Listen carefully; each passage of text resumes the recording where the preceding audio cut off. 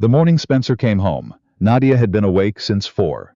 Standing at the kitchen window, with both hands wrapped around a cup of coffee that had gone cold an hour ago. She had rehearsed this. She had gone over the words so many times in the past 3 weeks. Ever since the letter arrived from his cousin Rafe, politely informing her that Spencer would be returning from Cincinnati, and that certain matters pertaining to the property would require her attention. That they had worn smooth and lost their edges, the way river stones do. She knew what she would say. She knew what she would not say.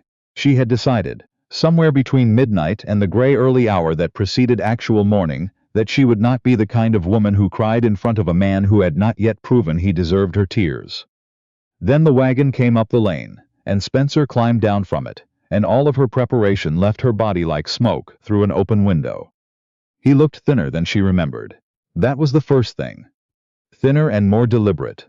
The way a man looks when he has been thinking hard about something for a long time, and has finally arrived at a position he does not entirely trust. He carried a leather satchel she had not seen before. Too new, too stiff, the kind you purchase when you need to transport something you have decided is important. He stood in the yard for a moment, before he came toward the house, and he looked at the farm the way people look at things they feel responsible for, but no longer certain of. The front porch. The elm tree her father had planted along the fence line, the summer of their wedding. The east field, where the Tipton family had been growing tobacco for 11 years, under an arrangement Spencer's father had made, and Spencer had honored without question. Nadia opened the door before he knocked. He stopped on the bottom step, his hat was in his hand. "Nadia," he said. "Spencer," she said. Neither of them moved. Then he said, "May I come in?" And the particular carefulness of that question, the fact that he asked at all, that he did not simply walk through the door of his own house, told her something she was not yet ready to name. She stepped back from the doorway, which was answer enough. He came into the front room and set the satchel on the table between them and did not open it immediately. He looked around the room the way he had looked at the yard. Taking inventory, she thought, of a place he had been gone from long enough that it had started to feel like something he owed rather than something he owned. Her books on the shelf beside his father's ledgers. The quilt she had sewn last winter, draped over the chair by the window. The small vase of dried cornflowers on the mantel that Nessa kept replacing, because she said a house without something living in it felt like a held breath. "You've kept things well," he said. "I always keep things well," Nadia said. "That is not why you came 400 miles. He looked at her then. Really. Looked at her. The way he had in the first weeks of their marriage, when he had still been learning what her face did when she was holding something back. "No," he said, "it isn't." He opened the satchel. The document was folded inside, thick cream paper with a wax seal that had been pressed flat. The kind a lawyer prepares carefully and bills accordingly. He set it on the table between them and did not slide it toward her, which she noted. "Rafe retained a man in Lexington," Spencer said. "He found a procedural problem with the original land transfer, the acreage that came to me through my mother's estate. The argument is that because the deed was improperly recorded in 2 counties, the property boundaries are legally ambiguous. He believes." "What does Rafe believe?" she said quietly. Spencer stopped.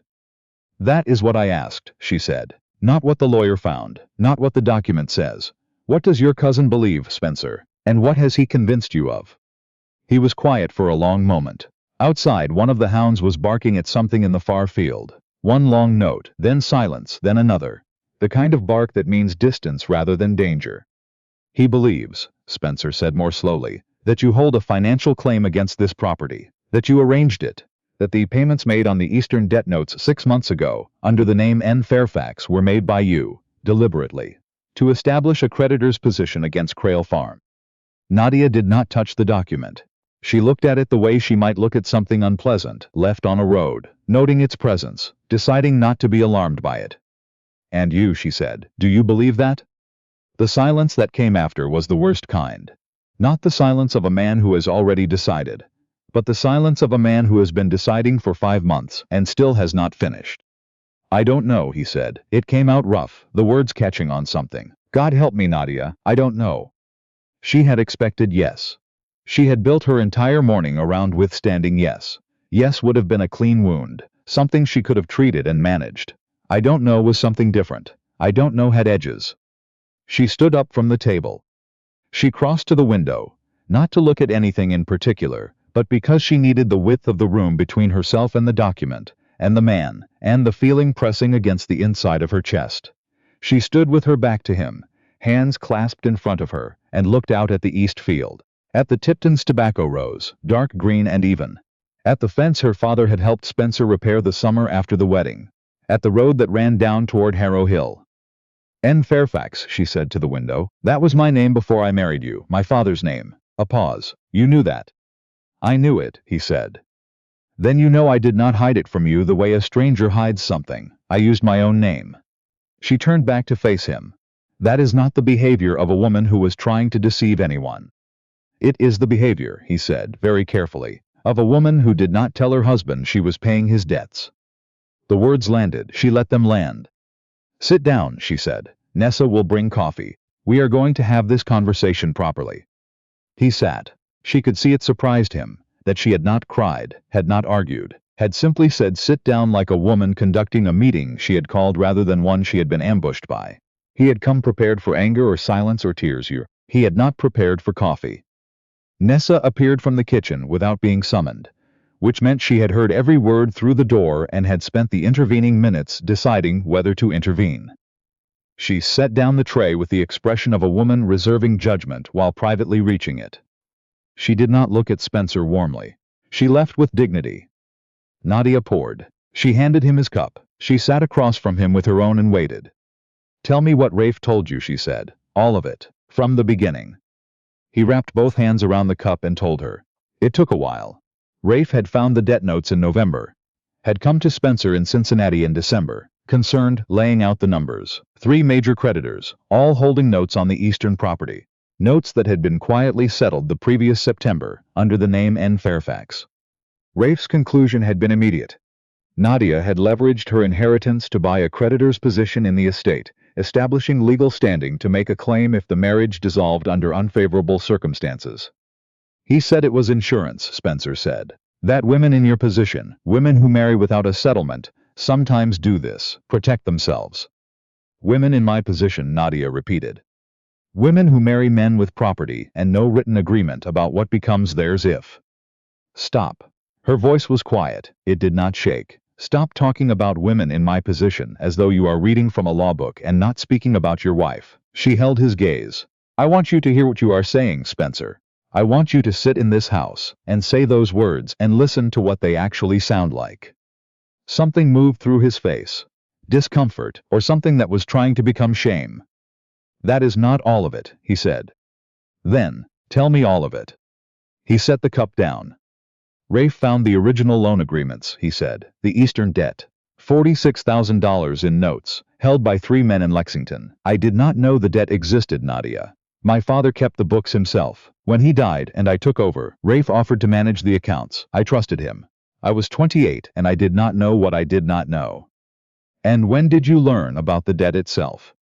March. Rafe told me in March, in Cincinnati. He said the notes had come due the previous autumn. He said the estate was at risk. A pause. He also said the notes had already been settled. Nadia absorbed that. She followed the logic where it actually went, not where she wanted it to go. So Rafe told you the debt existed, she said, that it had been paid, that the person who paid it was named N. Fairfax, and you did not immediately recognize that name? Rafe presented the documents. He had marked the signature. He pointed out that N. Fairfax had no other connection to the property that he could locate. He said the payment came from a private account at a Cincinnati bank, which he had traced. Rafe traced my bank account, she said. He said.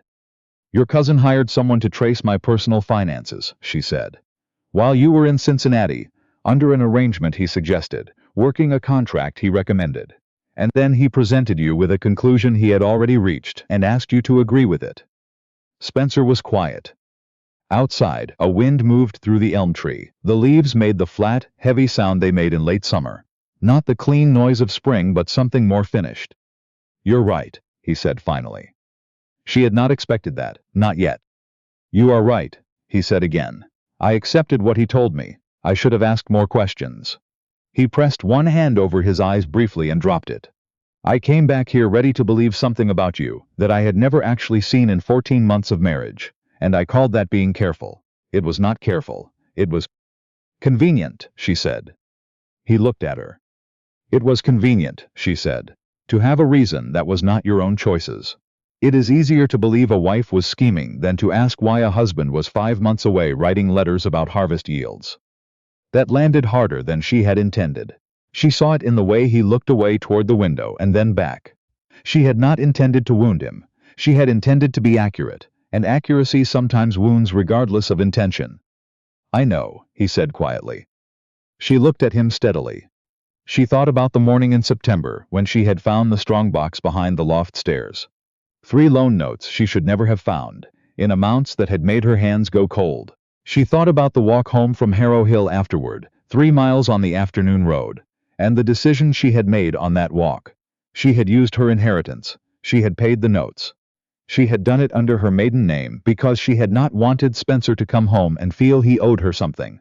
Because obligations was not the same as choice, and she had always understood the difference. She had not told him. She had intended to, eventually, when it felt like truth rather than leverage. Then Rafe's letter had arrived, and the dissolution papers. And Spencer had come through her door with his new satchel and his 5 months of careful distance. Spencer, she said, I need to ask you something directly, not diplomatically, directly. All right. Do you want this marriage to end? The silence that followed had weight and shape and temperature. Spencer looked at her across the table, across the document, across the 14 months and the letters about harvest and the 5 months in Cincinnati, and his face did something she had not seen it do before. Something below his usual control, without a clean name. No, he said. Just that, just no. She breathed once.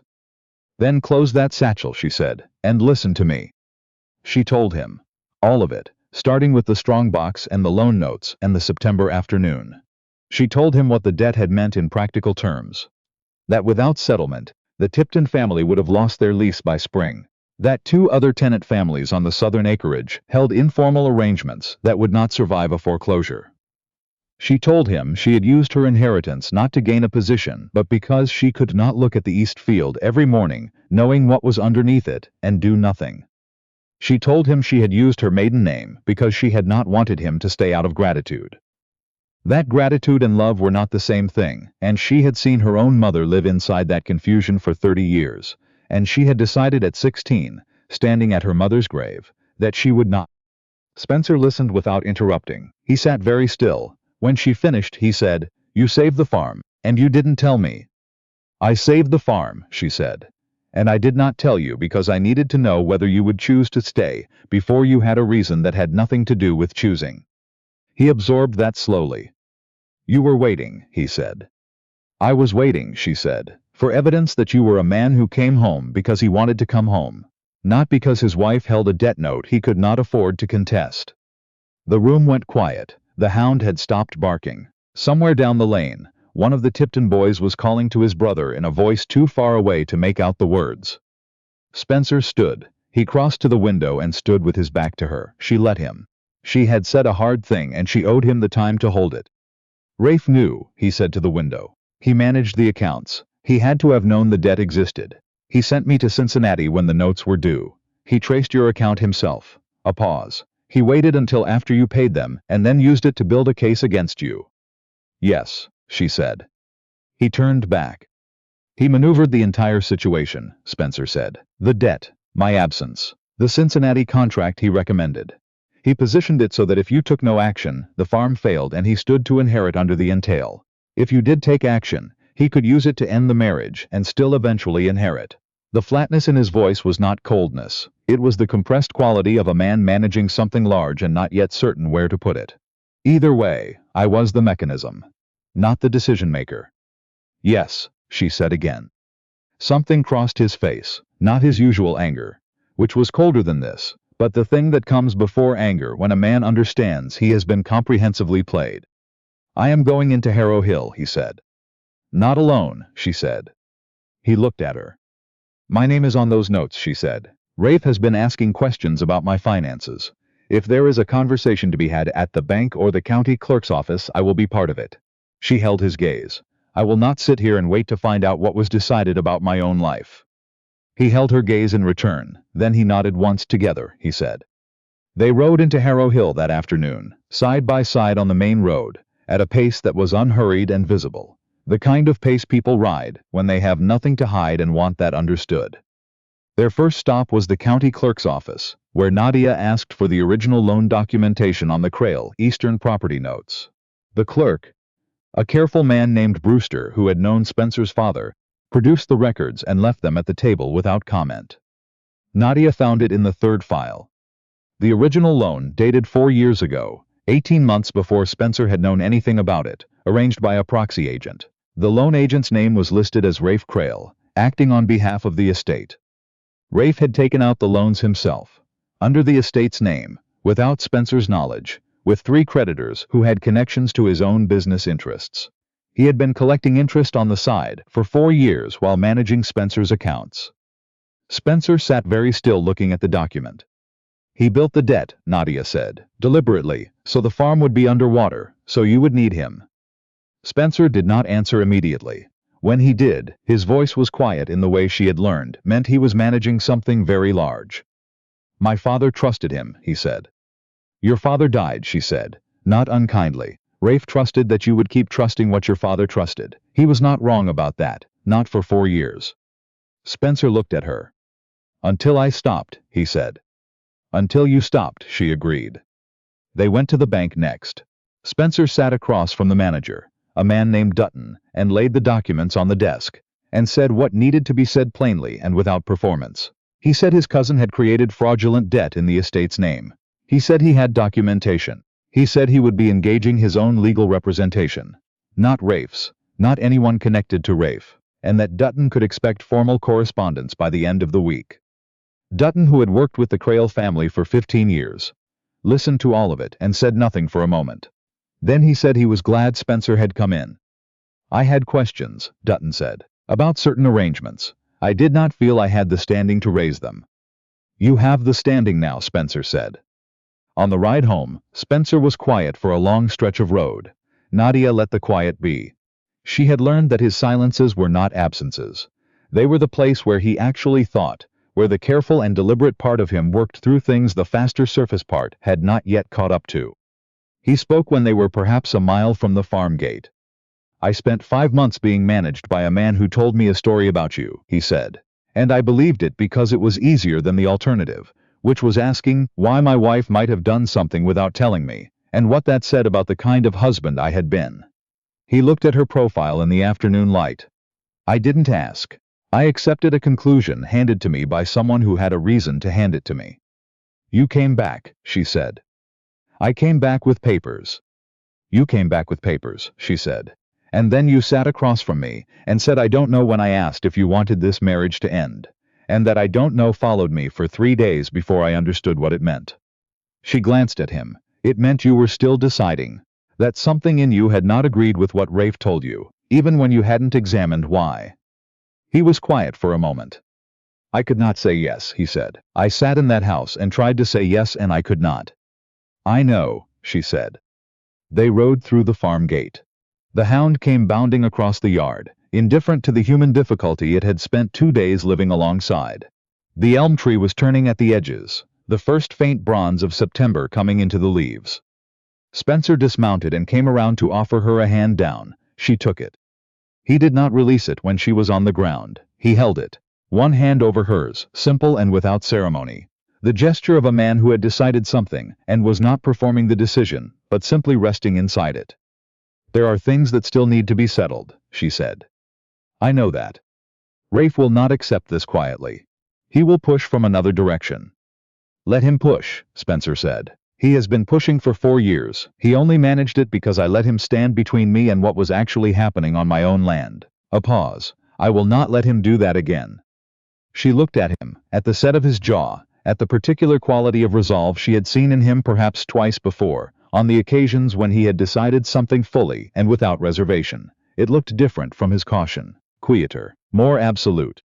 You sound certain, she said. I am certain, he said, then quieter. I am less certain about other things. She waited. I am less certain, he said, that I know how to be the husband you deserved from the beginning. I know I was not that. I know I let Rafe manage what I should have managed myself. I know I wrote letters about harvests, and expected that to be sufficient. He met her eyes directly. It was not sufficient. You knew that. You did not say so, which tells me something about you, but you knew. I knew, she said. I am asking, he said, for the chance to do it differently. Not because of the farm, not because of the debt notes or the documents or what Rafe tried to arrange. He looked at her steadily. Because I sat in that front room this morning and I looked at you, and I understood for the first time what I had been away from, and I do not want to be away from it again. She held his gaze for a long moment. She thought about her mother, about the way two people can share a house and a table and a life for 30 years and still manage to miss each other entirely. Not from cruelty, but from the particular cowardice of never saying the true thing out loud. She had promised herself at her mother's grave that she would not live that way, that she would be chosen freely and knowingly, or not at all. She thought about the September morning she had found the loan notes, about the long walk home on the afternoon road, and the decision she had made. She had paid the debt because she could not watch the Tipton family lose the land they had farmed for 11 years and do nothing. She had used her maiden name because she had not wanted to be thanked. She had not told Spencer because she had not wanted obligation to do the work that Choice was supposed to do. She was looking at a man who, without knowing any of it, had sat across from her this morning and found he could not say yes to ending things, who had come back to understand what that meant, who was standing in the yard of his own farm, saying, I do not want to be away from it again, and meaning her, and not just the land. All right, she said. Not surrender, not settlement, just the beginning of something that might, handled carefully and without illusion, become what it had always been meant to be. His hand was still holding hers. She let it. Nessa appeared in the doorway of the farmhouse with the expression of a woman who had observed the last several minutes from the kitchen window and was filing it under conclusions already reached. She disappeared back inside without a word. The hound circled twice and lay down in the shade of the porch. The east field caught the last of the afternoon light, the tobacco rose going gold, and even in the September slant, 11 years of the Tipton family's work, visible and uninterrupted, still there. Spencer looked out at it and then back at her. Thank you, he said, for the notes. I understand now why you didn't want me to say that, but I'm saying it. She looked at the field for a moment. Don't thank me, she said. Just don't go away for 5 months again. Something crossed his face, quick and involuntary, the thing she had catalogued early in their marriage as the expression that meant he was genuinely, unexpectedly pleased by something and had not yet decided what to do about it. I won't, he said. She believed him, not because he had said it, but because she had spent 14 months learning to read the difference between what Spencer Crale said and what Spencer Crale meant. And this was a thing he meant in his whole body, not just in the part that was still composing itself for her benefit. She turned toward the house. He walked beside her. The door was open, the way it had been when he arrived that morning, not because she had thought about it, but because that was the kind of house it was. The kind that stays open, the kind where the hound sleeps in the shade, and the housekeeper watches from the kitchen window, and the east field keeps going gold in the afternoon, year after year, whether anyone is paying attention to it or not. She went inside. He followed. And that, not loudly, not as a conclusion she was ready to announce, but as a quiet thing that had been true for some time and had finally been given enough room to settle, was enough to start with.